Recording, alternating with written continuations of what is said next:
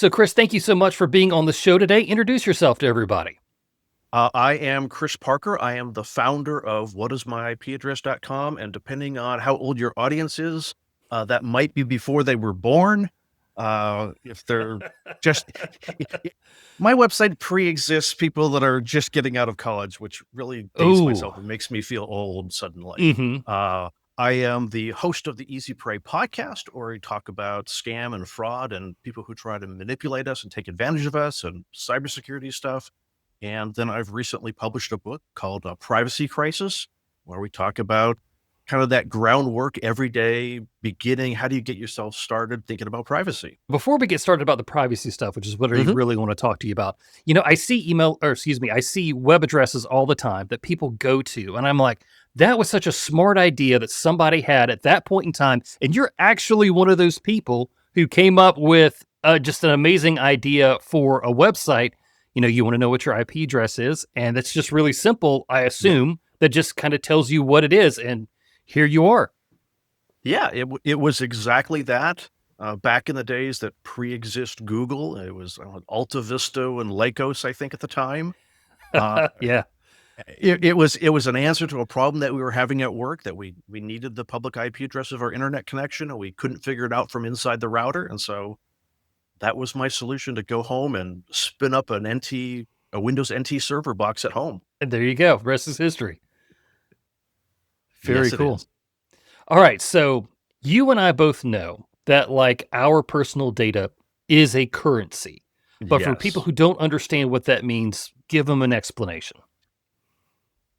So it's like technology. Our data is the currency that powers modern technology. It's not electricity, but every app that you use that's free, every website that you use which is free, is making money somehow, and that somehow is our data in one aspect or another. And that's kind of the high level. The scary thing is that that data then gets reused like money. Once I spend my $5, it's gone. But with digital currency, with our our private data, uh, that just gets resold over and over and over and over. And then it gets merged with somebody else's data. It gets merged, not someone else's data from another source. Right. It gets Right. combined. It gets resold. It gets collected. It gets brokered out. And then this starts to impact the things that we see online, the ads that we see, the YouTube videos that we watch, the content that we watch. It starts feeding the algorithms to ultimately get us to stay on platforms and to spend money and to kind of nudge, shift, or intentionally manipulate the things that we think are true in the world. And that's kind of the scary part of it to me. It's like, okay, like for a lot of people say, you know what, my name and address is technically it's public record, that Yeah. sort of thing. But it's being used to manipulate and track you like all at the same time. Like, oh, this person lives here and this county is, generally a county that votes Republican or it votes Democrat. So we can make some assumptions here. And then they're kind of off to the races, right?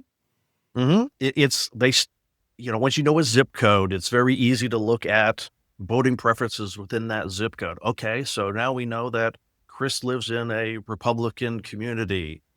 Can we start showing him more ads for a Republican candidate or a Democratic candidate? Or, gosh, we based on the zip code, we know socioeconomic likelihood. Right. It's in a more expensive neighborhood. It's in a cheaper neighborhood. We probably know ethnicity based on zip code. So now we can start steering towards products that impact a particular ethnicity. And that's just zip code. Yeah, yeah, that's the thing. That's zip code. When you actually talk about people finding out your email address or like what sites your email address is used to log into, your Yep. phone number, your past your job history, things like that, and it's so much more than just your name and address now, and that is really that's the real currency that we're talking about here. It's really like these are all the things, the data points that you are inadvertently giving out that Yeah. people are using to manipulate you. And it's interesting because it's data points that in many cases we don't even realize are data points. We don't think about, oh, I went to these websites and maybe I searched for these products. And while those are specific data points, there's inferences that can be made from that. And it's those Mhm. inferences that influence what kind of products we see, what kind of commercials we see, what kind of YouTube videos we see. How- all those things that run on algorithms that create, hey, we're going to generate custom content just for you. All those things feed into those algorithms. I'm concerned about a day, and you may be as well. Maybe this day is already here. If I go to YouTube and I look up, how to fix a leaky roof, somehow my insurance company is going to find out that I searched for that. And when I make a claim, they're going to say, hey, Mr. Murphy, like 30 days ago, you looked this up, but you waited this long and now it's a bigger problem. Why didn't you act sooner? And because of that, we're not going to file your claim or pay you for a roof replacement. Am I crazy for thinking that? I don't think you're crazy for thinking it. I would hope that legislation would prevent those sort of things in the same way that legislation would prevent the same sort of things. Probably more commonly, we would see that in the healthcare industry. Hmm. Uh, and so we know that, there's laws about pre-existing conditions, and I would hope that will be the case, but I don't know that that will be the case. It's very likely the things that we search for, the things that we do online could affect our real life world. So going back to our data and these data points that we're sharing, you kind of break it down into public, private, and secret data. I think everybody kind of understands what public data is, but what's the difference between private and secret? Yeah. So public would be your name, your social media posts that are public, things that you would see on your LinkedIn profile. And maybe if you own a house, you own your house, that's a public record. It's out there. Maybe it could be a little difficult for you and I to figure it out, but anyone who's in the real estate business can figure out in 3 seconds who owns a piece of property. Then there's private data. And that's going to be things like these are things that there's some risk involved in other people knowing. Your email address. Well, now people can reach out to you. Your phone number, your home address. It's kind of either that first or second category. Your date of birth, including the year. Yeah, maybe everybody knows that you were born on April 1st, but you don't necessarily want everyone to know that you were born in 1972. And Mhm. then you've got your shopping and your travel patterns. If you've got like loyalty programs, that's private, but you know, does it is it really going to be too much of influence on me? The secret stuff is stuff that if it gets out there, there's a real chance of harm or loss. So that would be like your social security number. Yeah, that one's probably out there for most of us, Mhm. but there can be harm in us providing that. Passwords, PIN codes, bank account numbers, biometrics, health data. It's, anything that grants access to money, identity, or real-time location or safety concerns. Right. Just something simple that I had to deal with last year. I was coaching basketball in a church league basketball. And of course, they Mhm. have to go and do a background check on me, which I totally support. But in that information, I have to give my social security number. And with this particular church, very small church, they sent me a Word document to fill out. And I had to type in all of my data, including my social security number that's probably just going to go sit on some church computer somewhere. So I had to be Yeah. that guy and was like, hey, after you run my background, can you delete this file for me just to make sure that it's not on your computer? And of course, I get, weird looks for stuff like that. Yeah. But, it's not like when people have their data leaked, it's not like it necessarily comes from some big hack. It can Yeah. actually come from your local church. Yeah. I mean, it's that thing of you've gotten to that point in your life, and I'm there as well, that when someone asks for data, "Well, what do you want? Why do you want it? Do I have to give this to you in order for you to like, does the church need this to run a background check?" The answer is probably yes. And should they be running a background check when you're working with kids? Probably yes. Yep. Um, but then it's the question that, yes, well, where are you going to store this data? And who are you going to share it with? Now, hopefully they're only sharing it with the background check provider. And once they've keyed it in, they shred the piece of paper or they delete the file securely. But Maybe. these are the questions that we need to ask. Hmm. It was really neat. So about a month ago, my wife and I we were getting a flu shot or something like that, and at that place they were doing a the county was doing a hey get your free COVID shot, free flu shot, whatever. And so someone was in the line next to us for that, and they're going through and filling out the paperwork, and they're like, "Well, why do you need my home address? What is it? You're going to give me a shot. What do you need my address for? That just seems Hmm. you're going to stick a needle in my arm. How is my address contingent on that?" And it was like part of me was like, "Hey, that's a good question to be asking." And I was really impressed with the response from the person who was being the lady who had the clipboard, was this is a state-run program, and they wanna know, not necessarily you individually, but they wanna know where this program is effective and where it's not effective so that government money for healthcare can be appropriately resourced and allocated. Like, "Well, okay. I hope that's the case, and I hope it doesn't go into some file somewhere where it gets leaked. But people need to know why companies are asking for it. And if you're the front desk person, you need to know why your company is asking for it and what they're doing with it." And that's a great response by her, by the way. Yeah. And, kind of knowing state government, yeah, it's probably because they do want to see like which counties respond better to this sort of thing. Where do we need to add another clinic here and there, that sort of stuff. Yeah. So like that makes sense. And good on that person for questioning what that Yeah. is. And because like obviously you and I get it. We understand that our what our data is and what it means to us, but it's encouraging to hear that other people are now taking this seriously as well. Yeah. I mean, it's neat, but I think there's so many people out there that in so many areas of our life, we just go with the least friction experience. Mhm. Someone puts a form in front of us. We fill out the entire form. We don't look which fields are required or not. We go to a website. They want X, Y, and Z. I'm gonna I want a water bottle that tracks my water consumption. Let's give them my name, first name, last Right. name, email address, phone number, date of birth. Well, they don't need all that in order for the app to track how much water I drink and stick it into Right. my health statistics. But, Right.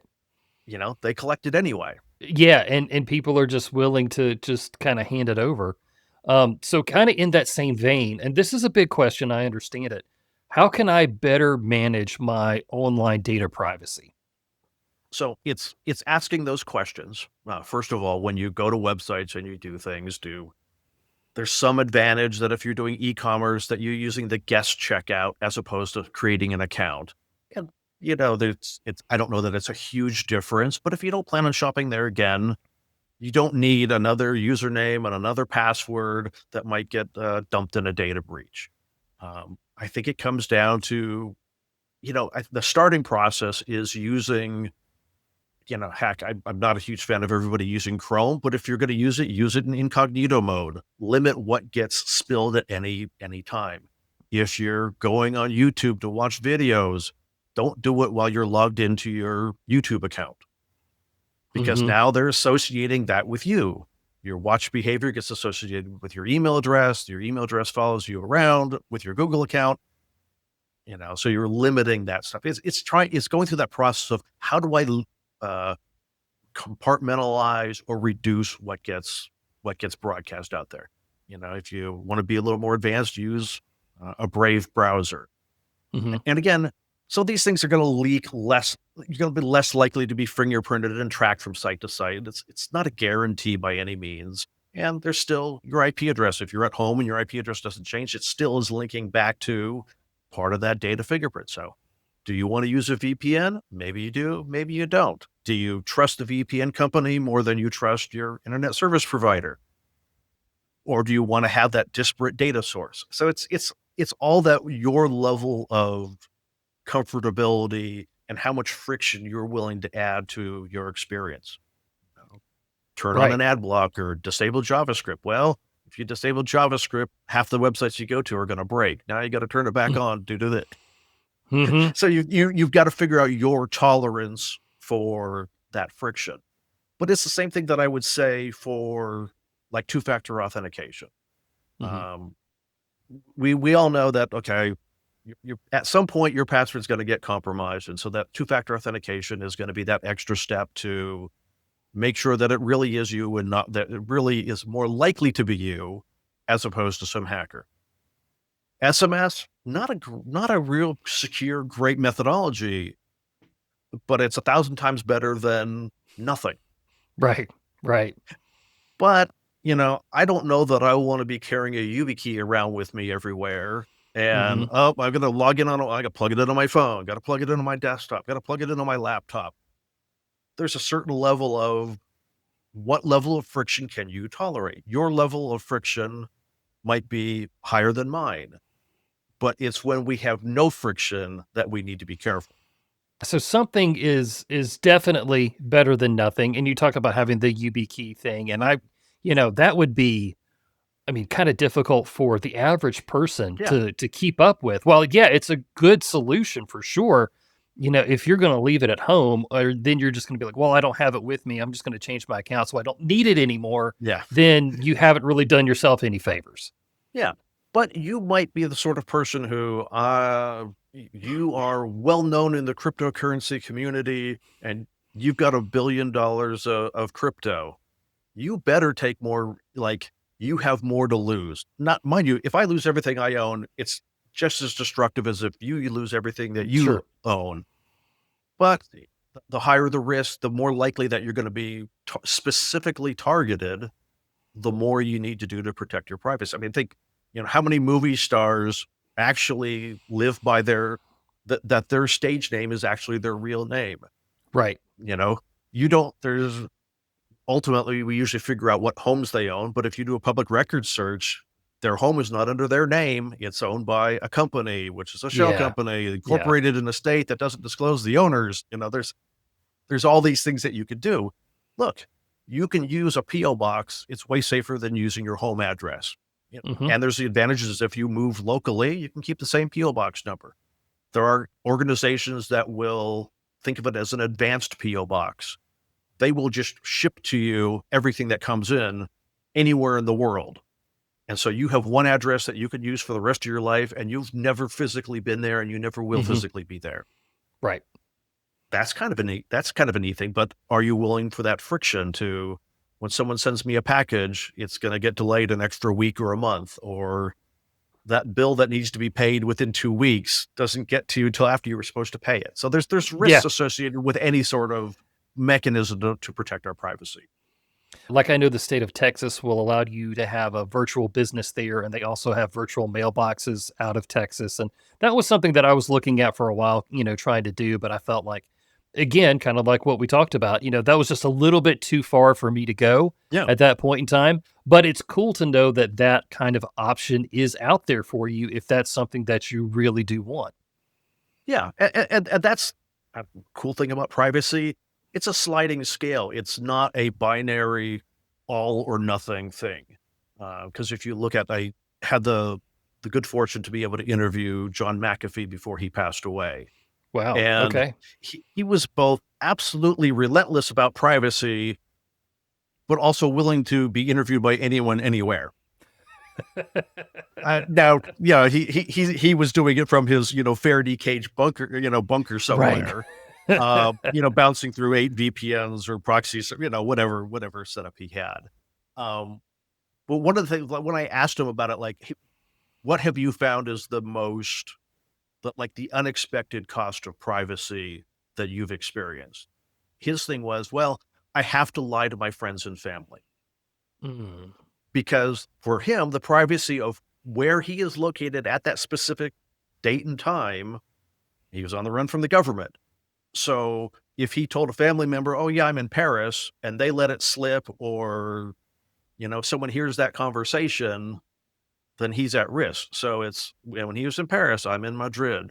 If I'm in Brazil, that I'm in Croatia.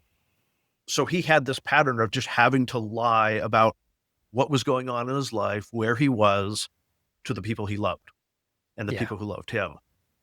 That's a really, really steep cost to privacy. I don't think most people are willing to pay that price. So, like, there is no such thing as absolute privacy. There is no way to disappear online if you've ever been online and ever plan to go online, like these things can't happen.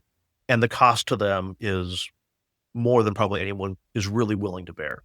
So it's a sliding scale. What are you willing to do to mitigate risk? If I can eliminate 50% of the risk for 10% of the effort, that might be enough for me. You might say, Sure. "Hey, I want to eliminate 70% of the risk for 50% of the effort."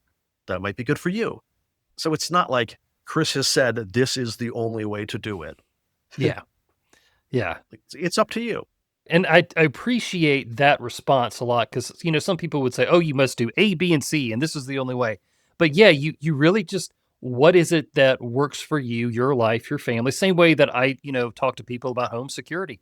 Not every house is the same. Not every family dynamic is the same. So it's really what is going to be, customizable to you once you're aware of all the facts. And, Yeah. we do need to applaud the people who listen to my show and your show because they're trying to make themselves better. Yeah. They're trying to make themselves more private and to be sharper. And so, like, just doing those things alone puts you, ahead of the average person in your neighborhood, probably. Yeah. I like that you mentioned the security aspect. Like privacy and security are not the same thing, but they are Correct. related. Hmm. I thought there's an analogy somewhere with that. Security is the lock on your front door, and privacy are the blinds on the window. I like that. I like that a lot. Like, no, mind you, security is also the window because if I can break the window and get in, you know, True. Yeah. Yeah. it doesn't matter how good the door lock is if I can break a window. It's a great anecdote, though. It's a great But anecdote. yeah, but it gives you an idea. Like they are related, but they're not the same thing, Right. Right. For sure. and their intents are different. Yes. Yes. So let me ask you this. I think you know people just like this who say, I don't care what people know about me online. I don't have anything to hide. That frustrates me personally. What do you say to people like that who say, I don't have anything to hide? Who cares? I don't care what people know about me. You do have something to hide. Everybody has something to hide, and it's not like I'm going to get blackmailed. If Hmm. you have nothing to hide, give me the login credentials to your bank account. So Well said. privacy is not necessarily what people know about me, but what do people have access to? If you've Okay. got my passwords, like we can all argue, password is a privacy and a security thing. But if you've got my password, if you have enough personal information about me, I can call up your bank, pretend to be you, change the mailing address for your account, change the login. Oh, my email got compromised. I need to set up change the email account. Oh, we need to see your ID. Okay, I'll fax you a copy of my ID that I stole from the guy. Here's the social security number, which I, Hmm. got from the property records. I'm now you for all intents and Hmm. purposes. Yeah. So it may not be that you have this deep, dark secret that you're trying to protect, but you do have your finances to protect. You may not want everybody, you don't go around work saying, I've got hepatitis, or, Yeah. uh, people might know that you have diabetes if you're having to take insulin at work, but you don't go around Hmm. broadcasting that. You might in your diabetes support group, but Hmm. you probably don't go down the street with that. There was a television commercial for, oh gosh, probably some credit repair company or some credit card company where everyone's walking around the street with their credit score on their forehead. I remember that. Yeah. Yeah. I, That's true. Hmm. while it might not be super concerning what my credit score is. People are going to make assumptions about you based on your credit score. If you've got a 200 credit score, I'm going to you're making some bad financial decisions or something, something crazy has happened in your life. Maybe I don't want to be around you. Right. Sure. I, people will make generalizations based off of us based on the data that they have on us. Right.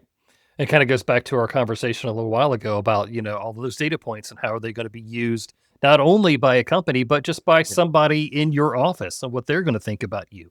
And is that going to keep you from getting a promotion or something like that? So, yeah, I mean, and good response there to say that, you just give me your login to your bank account and oh wait, no, you do have something to hide now, don't you? Yeah. Yeah, very true. Very true. I mean, you're not going around work broadcasting your net worth either. Mm-mm. So it's No. like, now, is it some fundamental horrible thing if someone finds out what your net worth is? Probably not, but Right. it's gonna change people's perception of you one way or the other. Right. Yeah, and you want to try, and this is just a human thing. You want to try to control as much as you can what people think about you, unless you are just one of these people who just they genuinely don't care about what Yeah. anybody else says or does. But most of us, we care, you know. Yeah, well, I think the point is that we wanna be intentional about what people know about us.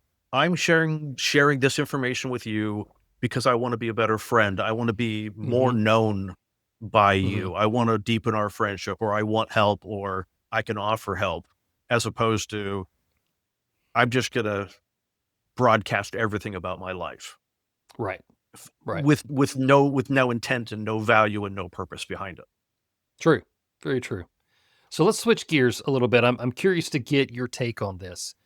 Do you have any privacy concerns when it comes to the proliferation of ALPR cameras that we have seen put up across America? There are now, uh, license plate reader cameras and the entrances and exits to my community. Oh, wow. Uh, you know, you could see me and you can hear me hesitating on this. Mhm. I think there is a difference between, government and corporate, privacy. And because now we're starting to move into this is about this, at least theoretically, this is about public safety. If this is a stolen car and it was used in a murder, as a member of the community, I want that vehicle to be tracked. I want that Mhm. person to be taken off the street. I want that person to receive justice. Um, I don't think I want a private company running and managing and owning the data and storing and owning the data. Um, they're more like, I think a private company has more motivation to try to figure out how to monetize it, whereas a government probably has less motivation to do stuff with it. None of that prevents, uh, a rogue individual within either organization using the data for their own benefit. They're trying to find their Mhm. ex-girlfriend, they're trying to stalk somebody. I don't that's a value judgment. Where do you draw the line? I think with, like, license plate readers, I'm okay with that. I think generic data like that is probably okay, but then it comes down to policies. How long is that data gonna be stored? If it's only being stored for, let's say, 30 days, that's not a bad deal. If it's being stored permanently and somebody has access to all of that data, then they can track everywhere I've been, everywhere I've driven my car, where my doctor's office is, where I do my grocery shopping. That, you know, from a government purpose, like, I'm not one of those of, like, necessarily fearful of it's us against the government. Mhm. Um, Sure. but if it goes that way, this is the data that's gonna be used. Um, do I see that happening tomorrow, next week, next month, next year? No, but I don't know what's gonna happen 10 years from now and how that is gonna retroactively impact me. Right. If you think about, uh, I I hope you don't mind being this will be pseudo political. Sure. In Go ahead. states where abortion has become illegal, Mhm. if there's license plate readers and it is now illegal, and they decide, hey, we're going to retroactively prosecute people. Well, now they're going to go back to the license plate reader data and say, well, who went to these clinics? Who went and saw these doctors? And do they now have a kid? Do they not have a kid? Well, now we now have probable cause to try to get their medical records. I'm being probably a little overly ridiculous here, but those are the lines where maybe you would start to be concerned, is not necessarily what's going to happen if the government decides, hey, we're going to retain this and go forward. We're like, okay, that's fine. But what happens when we start doing things retroactively? Right. Uh, and there's not that is not without precedence in California. And again, these are one of those, maybe rightly so, they changed the laws about, harming children. Mhm. and that the statute of limitations used to be, let's say, 10 years. And after 10 years, they go, you know what? We're going to change the statute of limitations and now make it 30 years. So now there's a 20-year window where people can file lawsuits. And look, if you were a church and your church was accused of someone in the church abusing a child, you might have had insurance, but hey, I deleted that was the insurance carrier 10 years ago. We didn't legally need to retain that record anymore. We know we've deleted it, but now we're being prosecuted for something that happened in the window that was not within the statute of limitations at the time, but it's now within the statute of limitations, but I don't have my insurance history anymore. Right. Right. So that's where it gets really wonky with government, is that Mhm. the situation can change. And so, am I concerned about license plate data? As long as there's appropriate access controls and data retention policies that are actually adhered to, and if people violate the rules, there's punishment. If the cop starts trying to find his ex-girlfriend, he should be fired. He should go to jail. Like, people that are monitoring those systems should be held to a higher standard than you or I. Right. Yeah, But and again, and this is a question of serving the public good versus, a personal use of that information. And I appreciate the point that you brought up of like, hey, let's look at what does this look like 10 years from now? And, let's say, as an example, gun ownership is somehow outlawed Yeah. in some place. And you were, a few years ago, you went to a range with a friend, and you shot there. And it's going to be like, oh, hey, well, you went and you shot at this range. We need to come into your home to see if you have a Yeah. firearm that you are not legally allowed to have anymore because a policy has changed, something Yeah. extreme like that. And but my concern is if we are all okay with the surveillance network being put up, we need to understand what that's going to mean in the future. And Yeah. now is the time to say something because we're not going to have the opportunity to say it once it's already there. Once it's Yeah. already ingrained in our society, it's kind of like, well, too late. Genie's out of the bottle. Yeah. And I think that's where we need to talk to our elected officials. We need organizations like the EFF Mhm. that can argue these things, that can take them to court, that can look, if you're going to do this, there's going to be guardrails on it. And and it's done in such a way. So if the data retention, hey, we're now going to retain this for 10 years. Well, that 10 years starts today, not 10 years ago. Right. Right. Yeah. And, I think personally, I think a lot of these ALPR companies could avoid a lot of problems if they only flagged the license plates that were in the hot list of people that they were looking Yes. for. And if they just retained those pictures, then you're not surveilling me, the average citizen, the same way you're surveilling a criminal. Yeah. That would go a long way with a lot of people. And so I don't know necessarily why they feel like they need to keep all this data on all the because you're not going to use it. I mean, maybe you're not going to use it, but like, The, who but the cares? theory is, well, what if we find out about a murder that happened 6 months ago, and we now have a suspect? We Hmm. want to track their movements and gather the evidence that supports that we believe this person did it. There's your argument of why you want to retain it, and you didn't know about it in advance. I want to look back and figure out what happened, as opposed to we have the Hmm. license plate. Let's figure out. We know about the crime. We know about the license plate. Let's see where they go from here. That's the argument. Is it a valid argument? I think it's a valid argument to make, but we need to figure Yeah. out where are the guardrails, and this Hmm. stuff should not be retained forever. It's when this stuff is retained indefinitely or extremely long periods of time, that's where it starts to get surveillance statey and people start Hmm. to get nervous. Right. And Right. I think rightly so.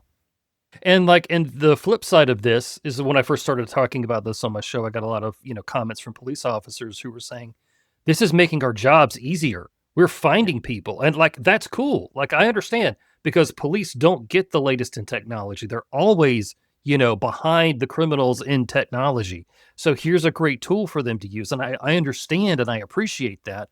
It just, it needs some tweaking going forward, you know? Yeah. And it's, in a sense, my personal privacy and the things that I do is a fundamentally different concept than that balance on a macro level, on a community, a state, or a country level of that balance between privacy and security. Right. Yeah. Because like there are things that I could do. We talked about what can I do to ratchet in and tighten my privacy. There's things that I can't do. I can't. It's illegal if I put something on my license plate that Mhm. obscures or masks or misidentifies my license plate to a license plate reader. If I'm intentionally doing that, it's probably criminal. If I'm accidentally Mhm. doing it, it's a fix it ticket. But if I'm intentionally doing it, I'm now breaking the law. So, like, there's things that we do and don't have control over in our behavior. That's where we have politicians and lawyers. Right. Right.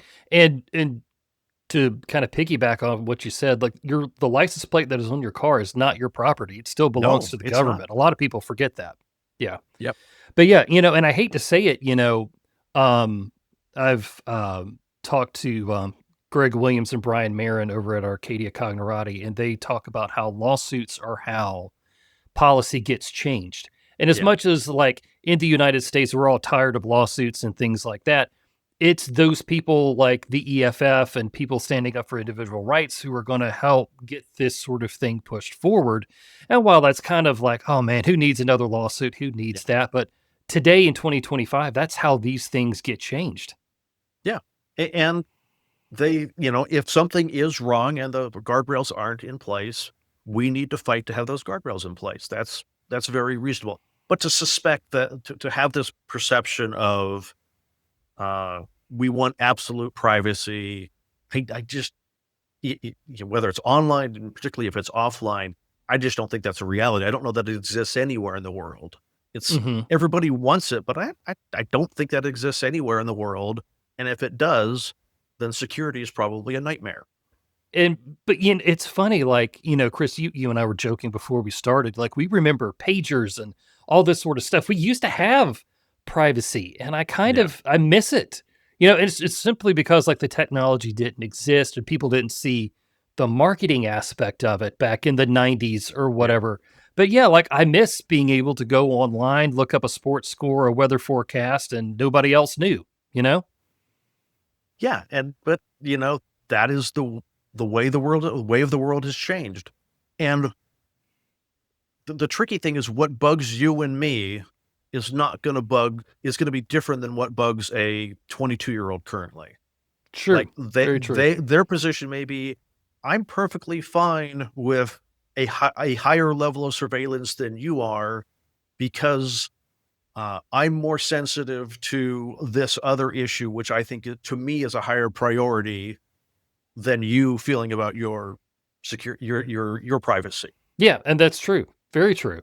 And so speaking of like our younger generation, as a parent, how do I need to be coaching my son when it comes to understanding the value of his privacy? I think it's teaching them kind of that data collection that we talked about and just having that in their mind when they're doing things.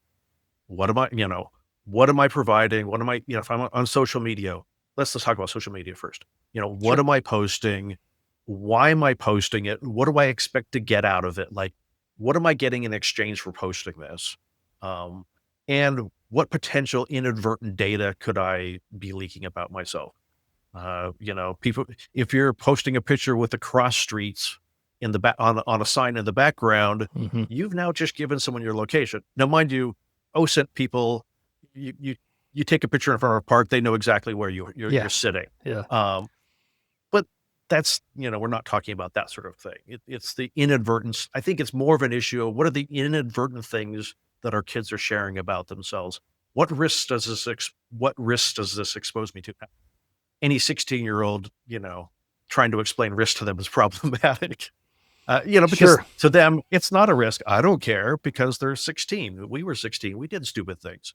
Yeah. Um, but to get them to start thinking about, do I want people when I'm 45, do I want people knowing this about me? Hmm. Do I want the algorithms to It's not necessarily the question of, um, is this, left or right, or, pro this sports team or anti that sports team. It's the awareness that what you do and what you provide will be used to manipulate you. And it's not bad, not necessarily bad, but it could be bad. And Hmm. so you need to think about that, and realizing that when you're looking at content, it has been tailored for you to keep you on the platform and to help an advertiser sell a product. Right. Right. Yeah. If you don't pay for it, you are the currency, you know? Yes. Hmm. Every free app, your data is how you're paying for it. So they are getting, if you think, oh my gosh, this app is worth 10 or $20 a year, and you're not paying a 10 or $20 a year, it means either the app developer is truly altruistic, and Hmm. there are people out there like that, Sure. or they're making their money some other way. And they are probably have made the decision, I'm going to make more by giving this app away for free than actually selling it. Some of it's intentional, some of it's unintentional. There's SDKs that developers use to do certain things that collect more data. And that's not, they don't, the developer doesn't know that, but somebody else does. Right. Yeah. That's true. You have to look at the intent behind how it's being collected. A relative level of suspicion about life, but not paranoia. Yeah. Right. Yeah. Great. You want to be a little suspicious about what's going on, but not paranoid. Very good point. Very Yeah. good point. So, Chris, as we wrap up here, tell us about your book. So the book kind of lays the foundation for what privacy is and the things that we can do to trim down what people know about us. There's a workbook that you can get as well that'll give you like practical, actionable steps that you can do it at your pace and do the things that you want to do to secure your privacy a little better, and to do it in a way that's not going to freak you out. Maybe some things will freak you out, but that's not the intent. The intent is not to get you to climb into a hole, but to empower people to, I just want to, I want to be in control of my destiny, and I want to be in control of what I see online and what I do. I don't want to be influenced as much by other people and other things. Like, this is my life, not other people's curation of my life for me. Yeah.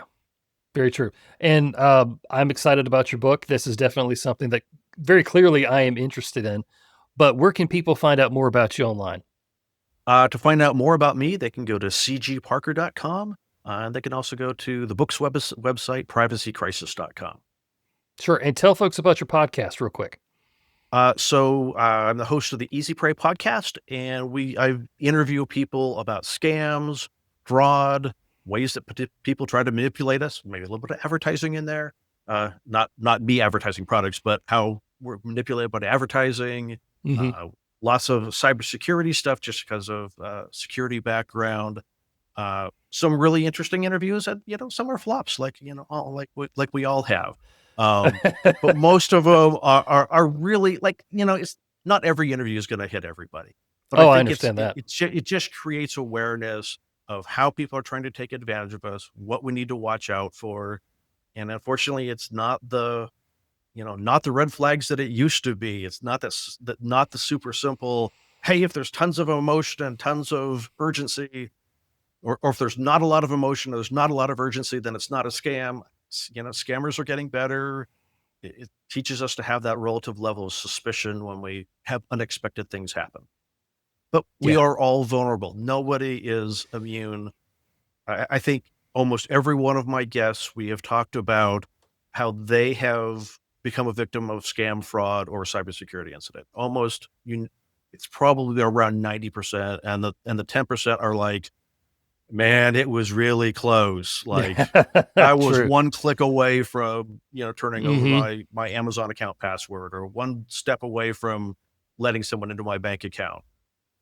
Either it happened, or it really, really came close to happening. So, like, if the experts can't get it right all the time, we shouldn't feel discouraged. We shouldn't feel stupid, Right. embarrassed by it. The more people that talk about it, the more we normalize this is happening, and we can help our friends not to fall victim.